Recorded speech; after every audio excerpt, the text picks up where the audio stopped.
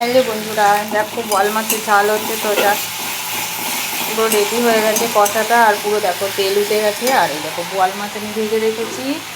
এটা বেশি বড় বোয়াল না, ছোট বোয়াল। আর আমি এখন গরম জল ফুটিয়ে রেখেছি, এই জলটা দিয়ে দেবো।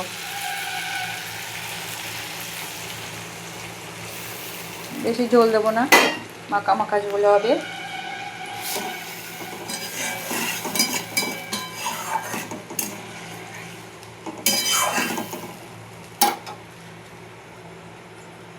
টক করে ফুটছে, আর মাথাগুলো আগে ছেড়ে দিই।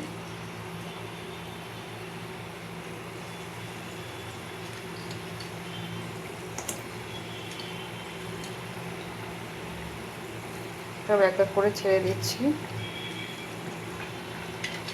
আর লাস্টে যে লেজাটা ছাড়বো, লেজাটা আমি খাই, বুঝলে তো, লাস্টের জন্য এটা ছাড়লাম।